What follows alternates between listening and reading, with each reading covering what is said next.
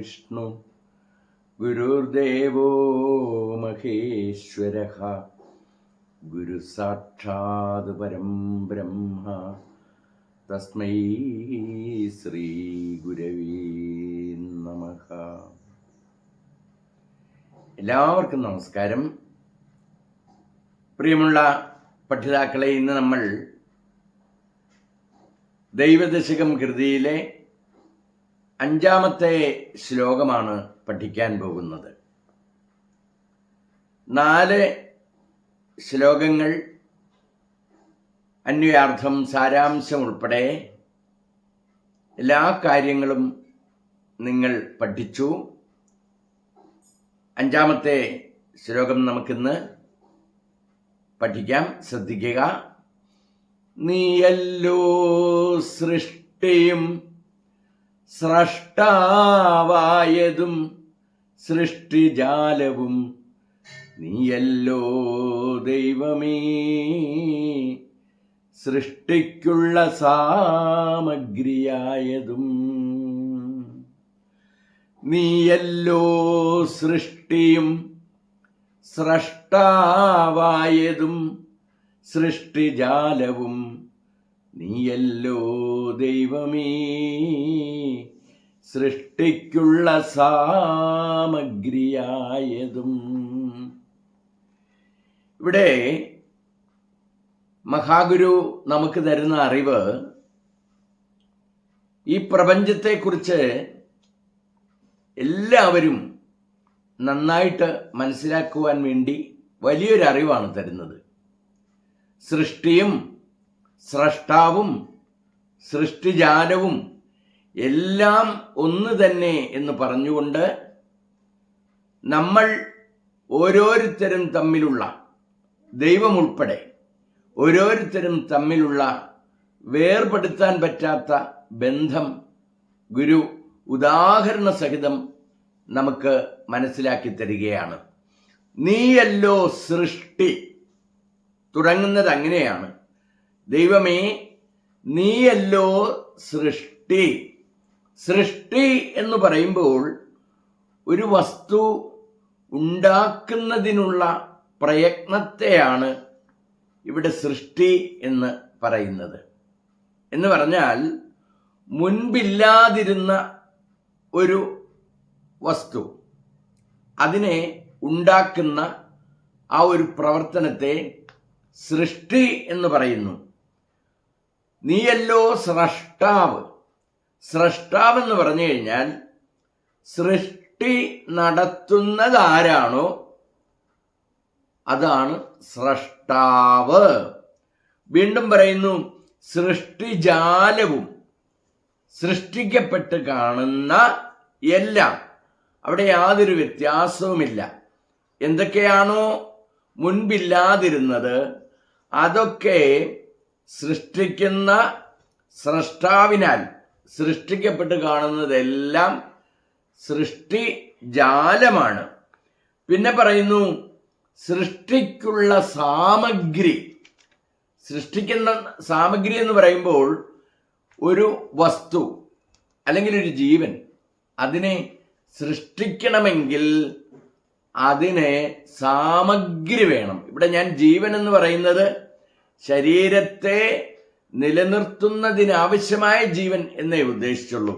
അപ്പോൾ ശരീരത്തെ നിർമ്മിക്കുവാൻ ആവശ്യമായ, അതല്ലെങ്കിൽ ഈ പ്രപഞ്ചത്തിൽ കാണുന്ന എല്ലാറ്റിനെയും സൃഷ്ടിക്കുവാൻ ആവശ്യമായ വസ്തുക്കളെയാണ് ഇവിടെ സാമഗ്രി എന്ന് പറഞ്ഞിരിക്കുന്നത്.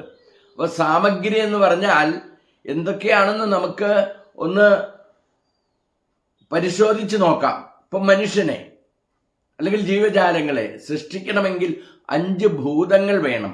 നമ്മൾ പിണ്ടനിൽ പഠിച്ചിട്ടുണ്ട്. മണ്ണ്, ജലം, അഗ്നി, വായു, അമ്പരം. 5 ഭൂതങ്ങൾ.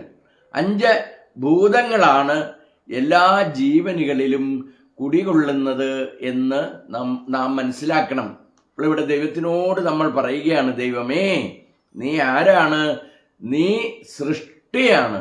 ഈ ഭൂമി പ്രപഞ്ചത്തിലുള്ള സർവ്വതിനെയും, അതായത് മുൻപില്ലാതിരുന്നതിനെ ഉണ്ടാക്കുന്ന അല്ലെങ്കിൽ സൃഷ്ടിക്കുന്ന ആ പ്രക്രിയയിലൂടെ, സൃഷ്ടി എന്ന പ്രക്രിയയിലൂടെ സൃഷ്ടിക്കുന്ന ഞങ്ങളുടെ ഏറ്റവും ആരാധ്യനായ അങ്ങ് ഞങ്ങൾക്ക് ദൈവമാകുന്നു. അപ്പോൾ നീ സൃഷ്ടിയാണ്, സ്രഷ്ടാവാണ്, അതോടൊപ്പം തന്നെ സൃഷ്ടിജാലമാണ്. ഇവിടെയാണ് സമസ്ത ജീവജാലങ്ങളും തമ്മിലുള്ള ആത്മബന്ധത്തെക്കുറിച്ച് നമ്മൾ അറിയേണ്ടത്. സൃഷ്ടി, നീ സൃഷ്ടിക്കുന്നു, നീ നിലനിർത്തുന്നു, നീ സംഹരിക്കുന്നു. നമുക്കൊരു എട്ടുകാലിയെ ഒന്ന് നോക്കാം. എട്ടുകാലി എങ്ങനെയാണ് വല നിർമ്മിക്കുന്നത്?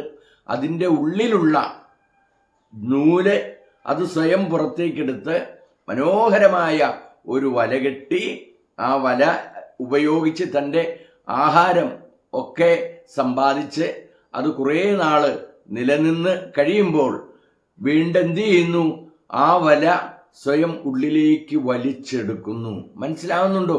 എന്ന് പറഞ്ഞതുപോലെ ഇവിടെ ദൈവം നമ്മളെ സൃഷ്ടിച്ച് നമ്മളെ നിലനിർത്തി അവസാനം നമ്മുടെ ആത്മചൈതന്യം ദൈവം നമുക്ക് പകർന്നു തരുന്ന എരി, പിണ്ടതന്നിൽ പഠിപ്പിച്ചു, മണ്ണും ജലം കനലും അമ്പരമോട് കാറ്റും എണ്ണിപ്പിടിച്ച് അറയിലിട്ട് എരിയും കൊളുത്തി എന്നൊരു ഭാഗമുണ്ട്. അപ്പോൾ 5 ഭൂതങ്ങൾ എണ്ണിപ്പിടിച്ച് കർമ്മവിധി അനുസരിച്ച് എണ്ണിപ്പിടിച്ച് അച്ഛൻ്റെ രേതസ് അമ്മയുടെ അണ്ടമാക്കി പരിവർത്തനം ചെയ്തുകൊണ്ട് അത് അമ്മയുടെ അറിയാകുന്ന ഗർഭപാത്രത്തിലേക്ക് നിക്ഷേപിച്ച് എരിയും കൊളുത്തി.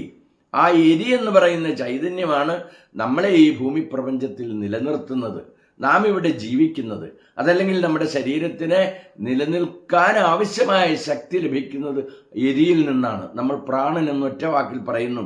ആ പ്രാണൻ അവസാനം ദൈവം തന്നെ തിരിച്ചെടുക്കുന്നു. അതാണല്ലോ നമ്മുടെ അന്ത്യം എന്ന് പറയുന്നത്, നമ്മുടെ മരണം എന്ന് പറയുന്നത്. ഇപ്പം ഞാൻ എട്ടുകാലിയുടെ ഉദാഹരണം പറഞ്ഞത് ഈ ഒരു സംഗതിയായിട്ടൊന്ന് പൊരുത്തപ്പെടുത്തി നോക്കുക. സൃഷ്ടിക്കുന്നു, സംരക്ഷിക്കുന്നു, സംഹരിക്കുന്നു, അവസാനം സംഹരിച്ച് ആത്മചൈതന്യത്തെ സ്വയം തിരിച്ചെടുക്കുന്നു.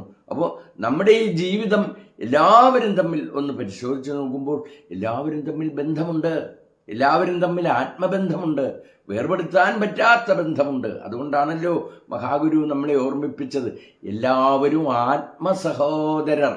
അപ്പോൾ എല്ലാവരും ആത്മസഹോദരരായിട്ട് ഇവിടെ നിൽക്കുന്നു എന്നൊരു വലിയ ബോധം നമുക്ക് ഈ കൃതിയിലൂടെ, ദൈവദശകം എന്ന കൃതിയിലൂടെ, പ്രത്യേകിച്ച് 5ാമത്തെ ശ്ലോകത്തിലൂടെ നമുക്ക് തരികയാണ്. നീയല്ലോ സൃഷ്ടിയും സ്രഷ്ടാവായതും സൃഷ്ടിജാലവും, നീയല്ലോ ദൈവമേ സൃഷ്ടിക്കുള്ള സാമഗ്രിയായതും. ഒന്ന് ആലോചിച്ച് നോക്കിക്കേ, നാം ചവിട്ടി നടക്കുന്ന ഈ ഭൂമി, ഈ മണ്ണ്, അതേപോലെ ജലം, അഗ്നി, വായു, അമ്പരം, ഇതൊക്കെ ദൈവമാണ്. അന്നാതു വൈപ്രജാപ്രജായന്തേ വേദം പറയുന്നു. മനസ്സിലായോ? അന്നേനൈവ ജീവന്തി. നമ്മൾ കഴിക്കുന്ന ഭക്ഷണം ഈശ്വരനാണ്, നമ്മൾ ശ്വസിക്കുന്ന പ്രാണൻ ഈശ്വരനാണ്, നമുക്ക് കിട്ടുന്ന വെയില്, മഴ, മഞ്ഞ് സർവ്വതും ഈശ്വര ചൈതന്യമാണെന്ന് മനസ്സിലാക്കിക്കൊണ്ട് ഈ പ്രപഞ്ചത്തെ അറിഞ്ഞുകൊണ്ട് എല്ലാവരും തമ്മിൽ പരസ്പരം സ്നേഹിച്ചുകൊണ്ട് ജീവിക്കാനുള്ള വലിയൊരു അറിവാണ് ദൈവദശകം കൃതിയുടെ 5ാമത്തെ ശ്ലോകത്തിലൂടെ നമുക്ക് തരുന്നത്. ഒന്നുകൂടി ഞാൻ ഈ ഭാഗം ആലപിക്കുകയാണ്, ശ്രദ്ധയോടെ കേൾക്കുക. നീയല്ലോ സൃഷ്ടിയും സ്രഷ്ടാവായതും സൃഷ്ടിജാലവും, നീയല്ലോ ദൈവമേ സൃഷ്ടിക്കുള്ള സാമഗ്രിയായതും. അപ്പൊ ദൈവദശകം എന്ന ഈ കൃതി ലോകം മുഴുവനും 2 കൈകൾ നീട്ടി സ്വീകരിച്ച ഈ കൃതിയുടെ പ്രാധാന്യം നമ്മൾ മനസ്സിലാക്കണം. 100ൽ പരം ഭാഷകളിലേക്ക് ട്രാൻസ്ലേറ്റ് ചെയ്യപ്പെട്ട ഈ കൃതി ലോക സത്യത്തെ തുറന്നു കാണിക്കുകയാണ്. ഇവിടെ ഒരു മതത്തെക്കുറിച്ച് പറയുന്നില്ല, എടുത്ത് പ്രത്യേകിച്ചൊരു ദൈവത്തെക്കുറിച്ച് പറയുന്നില്ല. അതുകൊണ്ടാണിത് സർവമത പ്രാർത്ഥനയെന്ന് നമ്മൾ പറയുന്നത്. എല്ലാ മതങ്ങളിൽ പെട്ടവർക്കും എല്ലാ വിശ്വാസികൾക്കും ഏതെല്ലാം സംസ്കാരത്തിൽ പിറന്നവരാണോ അവർക്കൊക്കെ ഒരുപോലെ പ്രയോജനം കിട്ടുന്ന, അറിവ് കിട്ടുന്ന ഈ കൃതി ഉന്നതമായ നിലവാരം പുലർത്തുന്നതിൻ്റെ പ്രാധാന്യം നമ്മൾ ഓരോരുത്തരും അറിയണം. ഇത് പഠിക്കുമ്പോഴാണ് നമ്മൾ അറിയുന്നത്. അപ്പോൾ ദൈവമേ നീ സൃഷ്ടിയാണ്, പിന്നെയോ നീ സ്രഷ്ടാവാണ്, മാത്രമല്ല നീ സൃഷ്ടിജാലമാണ്. സൃഷ്ടിക്കപ്പെട്ട് കാണുന്നതെല്ലാം നീ തന്നെയാണ്. ഉപയോഗിച്ച, സൃഷ്ടിക്ക് വേണ്ടി ഉപയോഗിച്ച മറ്റുള്ള ഘടകങ്ങളൊക്കെ നീയാണ്. ചുരുക്കി പറഞ്ഞാൽ സർവം ഖലുദം ബ്രഹ്മ, എല്ലാം ബ്രഹ്മചൈതന്യമായ നീ തന്നെയാണെന്ന് പറയുകയാണ്. അങ്ങനെ നിന്നിൽപ്പെട്ടതാണ് ഞാനും, നിന്നിൽപ്പെട്ടതാണ് എന്നോടൊപ്പം ജീവിക്കുന്ന സർവരും. അതുകൊണ്ടാണ് ദൈവദശകത്തിൻ്റെ തുടക്കം, ദൈവമേ കാത്തുകൊള്ളുക അങ്ങു കൈവിടാതിങ്ങു ഞങ്ങളെ. അപ്പം ഞങ്ങളെന്ന് പറഞ്ഞാൽ മനസ്സിലായോ? ഞാനും എന്നോടൊപ്പമുള്ളവരും എന്ന് പറയുമ്പോൾ നമ്മളെല്ലാവരും ആത്മസഹോദരങ്ങളാണ് എന്ന് മനസ്സിലാക്കിക്കൊണ്ട് സ്നേഹത്തോടെ, സഹകരണത്തോടെ, വിട്ടുവീഴ്ചയോടെ, ക്ഷമയോടെ, സംതൃപ്തിയോടെ ഈ ഭൂമിയിൽ ജീവിച്ച് ധന്യമായ ഒരു ജീവിതം കെട്ടിപ്പടുക്കാനുള്ള വലിയൊരറിവാണ് ദൈവദശകം കൃതിയിലൂടെ മഹാഗുരു തന്നിരിക്കുന്നത്. ശ്രദ്ധയോടെ ക്ലാസ് കേൾക്കുക. നന്ദി, നമസ്കാരം.